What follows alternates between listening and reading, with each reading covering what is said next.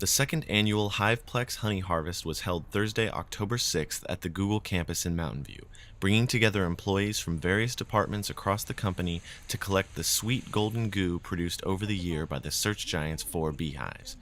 Gathering in a cafe in the campus's Crittenden cluster of buildings, the Googlers tried their hand at a variety of honey harvesting methods, both ancient and modern. Hot knives and metal brushes, hand crank spinning machines, and fully automated machines traced the history of beekeeping, one of the oldest agricultural traditions. The harvest is just one example of Google's pursuit of sustainable practices and the company's fun-loving culture. Hi, my name is Jessica Vaughn. I'm a beekeeper here at Google. I work in the Google Grants department within the company. We're back here again for our second year doing the honey harvest in the fall. And we're giving everybody a chance to taste honey from actually around the country and do a little tasting and comparison with that. So we actually have honey here from Illinois, from I believe one we have from New York, and then from different parts of California. So from the mountain regions, from the suburban areas, from the city, and so just all different kinds of flavors and flora that's contributed to these different kinds of honey. Through the beekeeping process, Googlers learn how the insects function as pollinators in the ecosystem and witness the internal structure of the hive, all while socializing with colleagues and building networks of their own within the much bigger hive that is Google. Hi, I'm Gal Rotelli. I work at Google on Gmail and Google+. I've been here about a year and a half. I've been a beekeeper here since actually I started here. I've been a beekeeper at home for like another 6 months or 9 months before that, and found out they had hives here and got all excited. We should produce about 400 pounds of honey. It's fun to be able to meet all of your coworkers, work with them on things that aren't necessarily your day-to-day job stuff, expand your horizons and see other things you can do. A bunch of people from all over across Google that get to work together and collaborate and do things that aren't necessarily directly related to the job. Hi, I'm Andrew. I'm a software engineer on the Google Analytics product, and I'm here today to harvest some honey.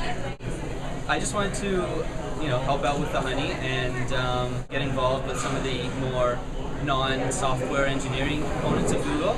It's just a great way to meet people and hang out with my manager. And, it's actually helped my work as well.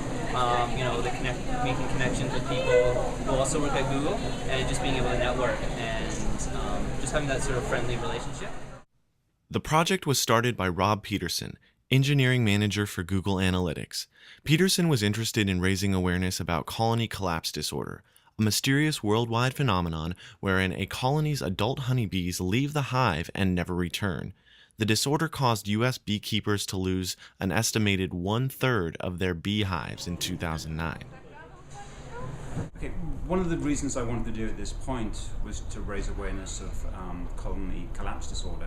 It's something that threatens all of us. I think 1/3 of all the food we eat is produced by pollinating insects.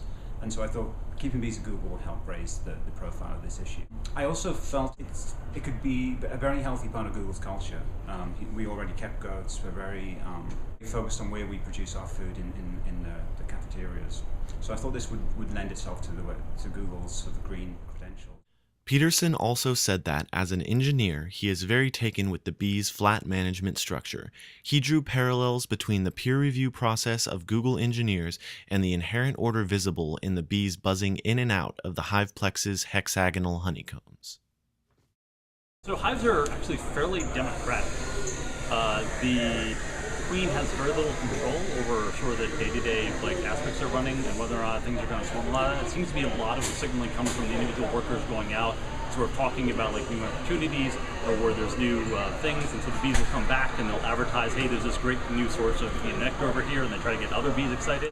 Well, that's what I said. We do a lot of cross-collaboration, we do a lot of talking to people around you. There's not a lot of in terms of trying to report up and then back down structure. So